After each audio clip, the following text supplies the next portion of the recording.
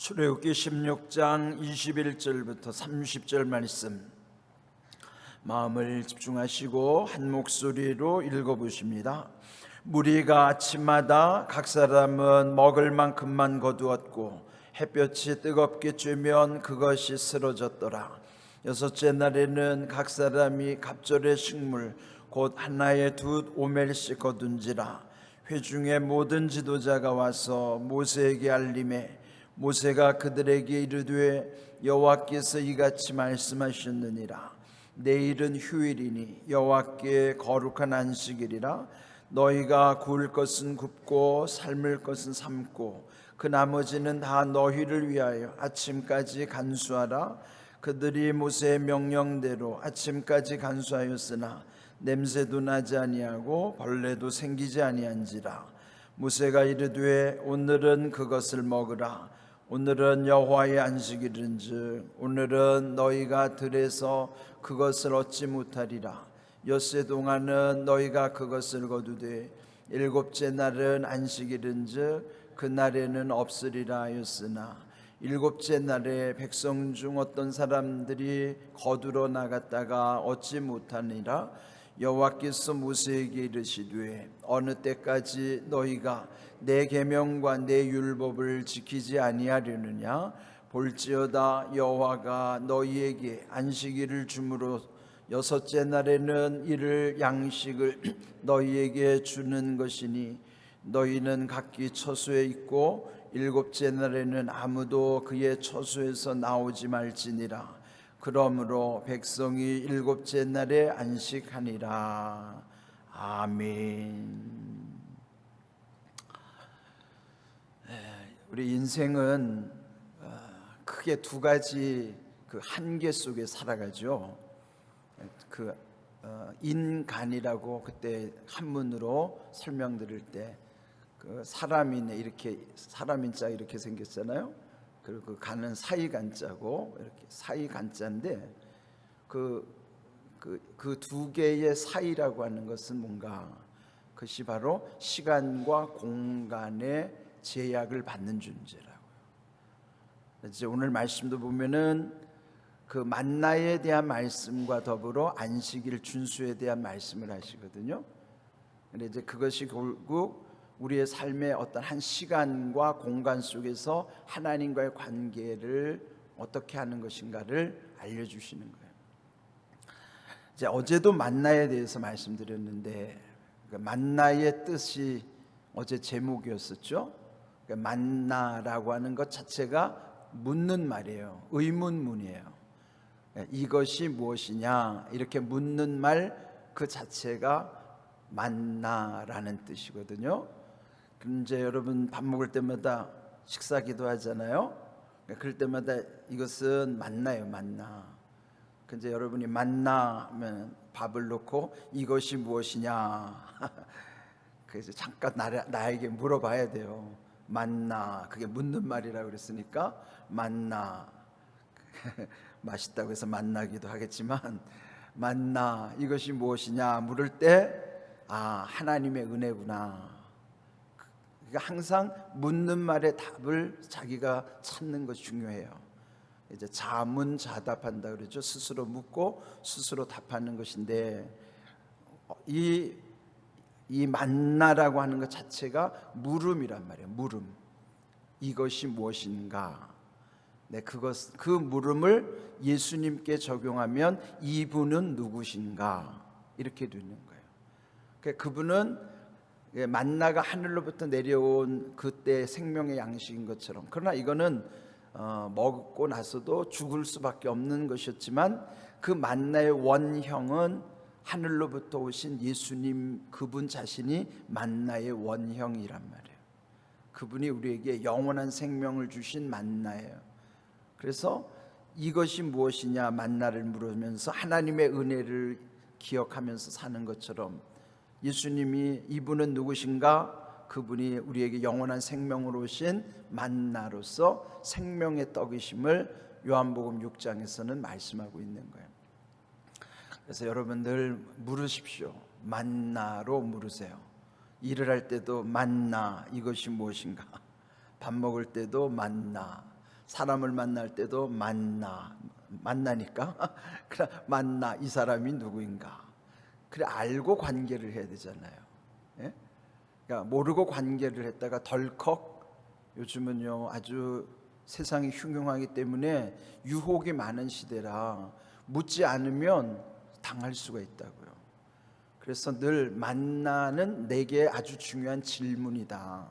그 만나라는 것이 질문이란 말이에요. 이것이 무엇인가?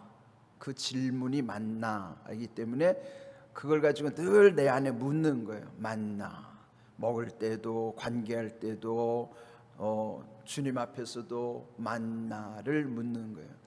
제가 묵상하면서 만나는 우리 인생의 궁극적 질문이구나.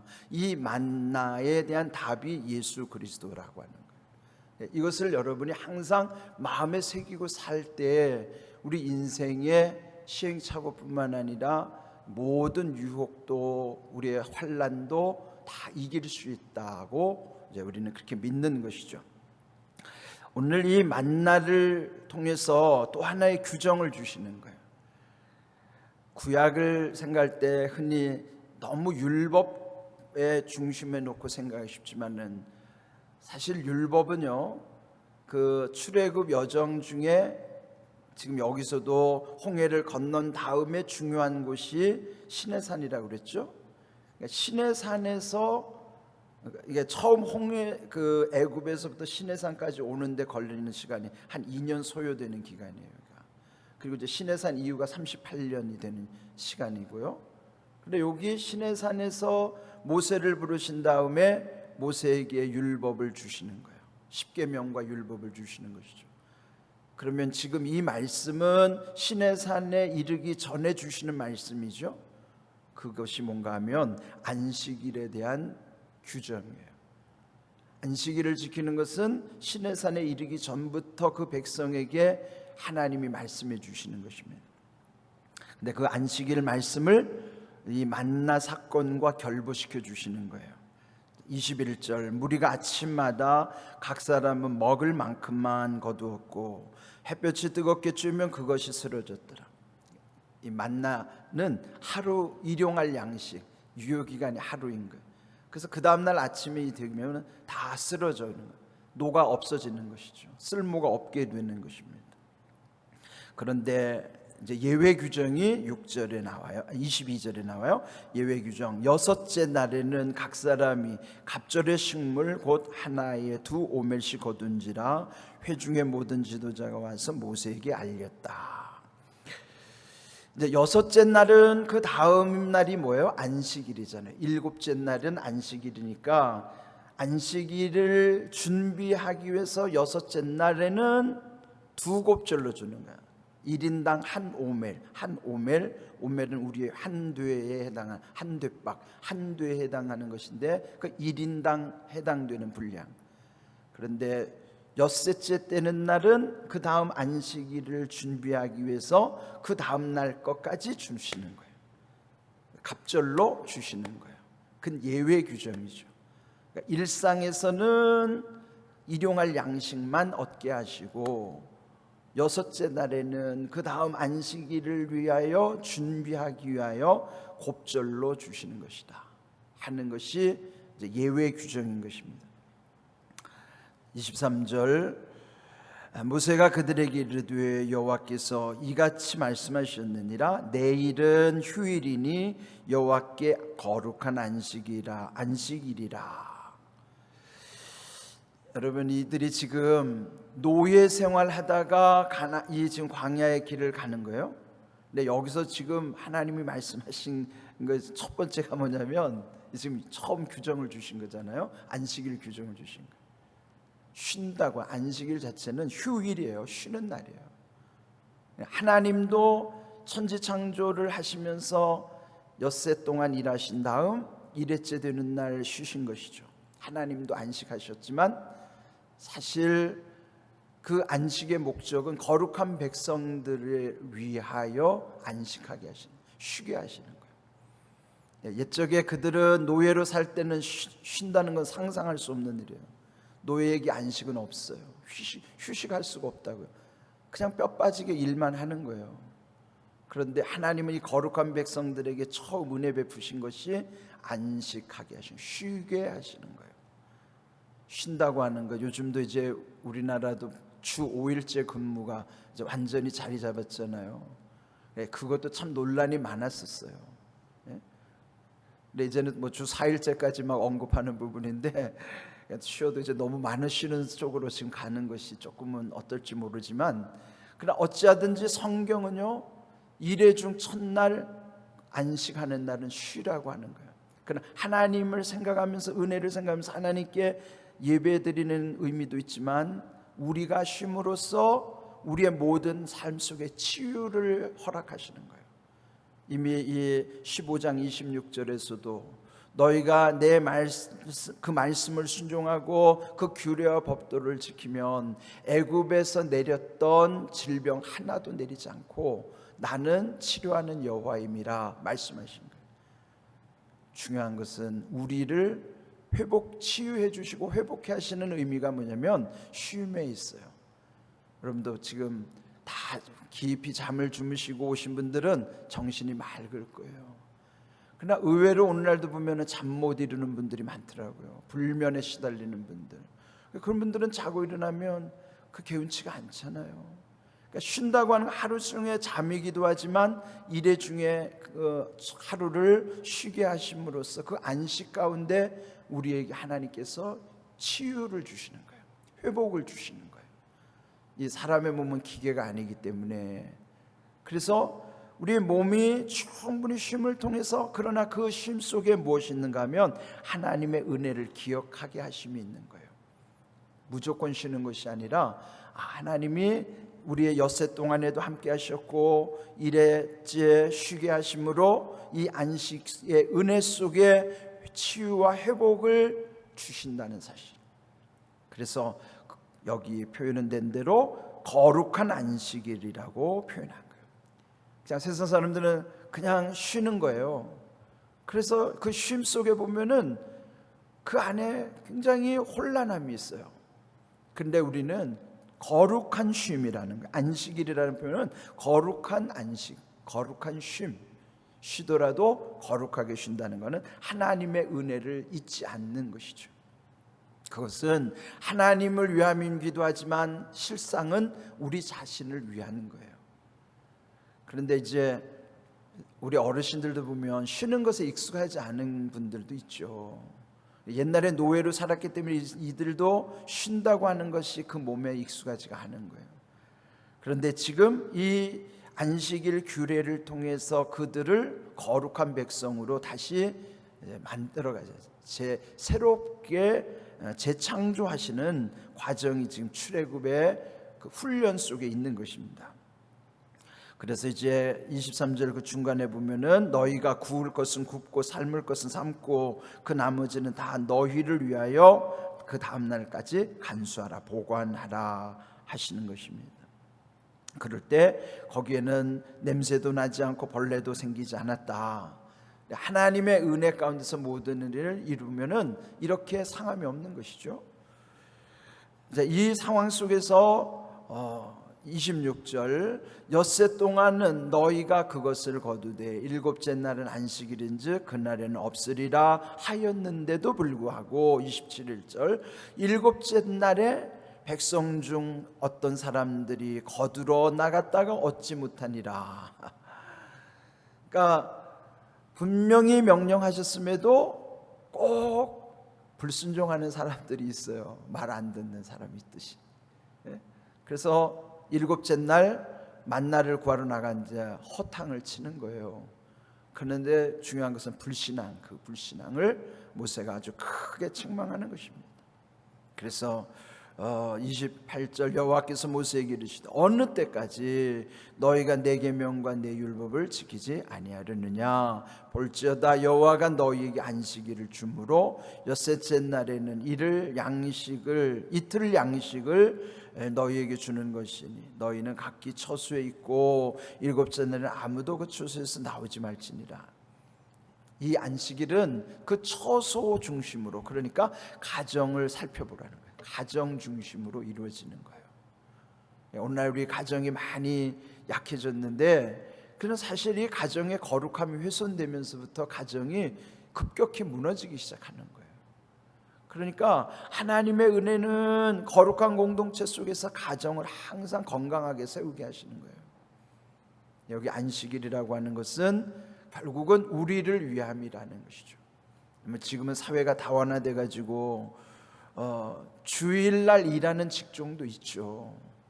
그런데 우리가 꼭 기계적으로 안식일을 생각해서 이 세상의 모든 것이 다 주일날 완전한 하나님의 백성들이 사는 세상이라면 법적으로 그렇게 할 수도 있겠지만은 지금 이 다원화된 세상에서 이대로 지키기는 어렵더라도 그 정신을 훼손시키면 안 돼요. 주일날 일하는 직장에 다니시더라도 그에 맞게 여러분의 거룩함이 훼손돼서는 안 돼요. 그러니까 주일날 일하는 것을 그거를 너무 죄의식을 가질 필요는 없어요. 아니 주일날 자기가 해야 되는 일이 있는 사람 있잖아요. 공공근무 가운데서도 출근해야 하는 사람들, 그건 자기가 어쩔 수 없다고 선택할 수 있는 게 아니잖아요. 그래 너무 개인에게 죄의식을 심어주는 것도 좋은 건 아니에요. 나 중요한 것은 하나님의 거룩한 백성의 거룩함을 잃지 않도록 하는 게 중요한 것이지, 꼭 그날 지킬 수 없는데 지킬 수 없는 것 가지고 죄의식을 심어주는 건 좋은 게 아니에요. 본인이 그렇게 안 하고 싶겠어요? 나도 주일 지키고 싶지. 그래 안 되는 걸. 그럼 어떤 사람 주일날 식당 가서 밥 먹으면서 그러면 그 집 주일 영업하는 것에 대해서는 아무 생각도 안 해요. 자기한테 문제 없으면 아무 문제도 삼지 않는 것, 그거는 잘못된 것이죠. 그러나 중요한 것은 하나님이 왜 안식일을 지키라고 하신가? 거룩한 백성의 정체성을 잃지 않게 하시기 위함이에요. 그게 더 중요하다는 것이죠. 우리 상황에서도 우리 항상 쉼을 통해서 감사하고 그때 하나님의 은혜 안에서 거룩한 백성의 면모를 잃지 않도록, 그 자기 정체성을 잃어버리지 않도록 하는 것, 그게 중요한 것입니다. 근데 이제 이런 상황 속에서 보면 주일을 지키는 것도 그걸 어떤 의무라고 하는 형편에서 보면은 부담이지만, 하나님이 그렇게 하라고 명령하시는 것은 부담을 주시기 위함인 게 아니에요. 그것은 우리를 위해서 쉬게 하심으로 우리에게 은혜를 베풀어 주시는 거예요. 의무로 생각하면 부담이지만 은혜로 생각하면은 그게 얼마나 큰 기쁨이에요. 우리가 이제 철이 없으면 애들도 그렇잖아요. 공부하라는 말을 잔소리로 듣고 마치 무슨 공부하는 것이 부모를 위해서 하는 것처럼 생색내고, 그 철이 없어서 하는 것이죠. 실상 공부를 해야 되는 건 자기를 위한 것인데 그는 깨닫지 못하면 그걸 굉장히 의무감으로 부담을 느끼잖아요.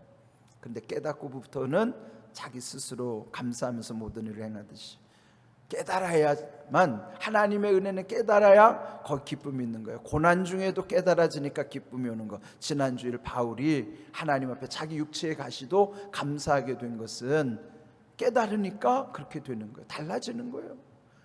먼저 여러분이 깨달음의 은혜 가운데 오늘 이 안식일 가운데서 주시는 이 은혜, 만나의 은혜도 거룩한 백성을 세우시기 위함이고 우리를 사랑하시는 하나님의 은혜라는 것을 기억하시는 거예요. 이와 같이 여러분, 오늘 우리는 주일을 지키는 거룩한 백성, 이것도 기계적으로 꼭 토요일을 고집하는 것, 그건 기계적인 거예요. 아주 근본적이고 본질적인 것은 그 만나의 원형이신 예수님이 주일에 부활하신 부활의 신앙을 새롭게 우리에게 재창조하신 것을 우리가 기념하기 때문에 안식일이 주일로 바뀌어지는 것이지, 그걸 막 굳이 기계적으로 토요일을 고집하는 것은 예수님에 대한 이해가 없기 때문에. 그래서 예수님을 하나님으로 인정하지 않는 교파 이단들은 다 토요일을 고집하는 거예요. 그런데 예수님을 하나님으로 인정하는 모든 삼위일체를 믿는 기독교회는 주일을 지키는 거예요. 그러니까 예수님을 어떻게 고백하느냐가 그 삶이 완전히 다 달라져요. 방향도 달라져요. 오늘 이 안식일 규정, 하나님의 은혜 가운데 우리에게 만나의 은혜와 연결시켜 주신 것 기억하시고, 우리 일상에서도 늘 하나님의 은혜 가운데 온전함이 있기를 주님의 이름으로 축복합니다. 아멘.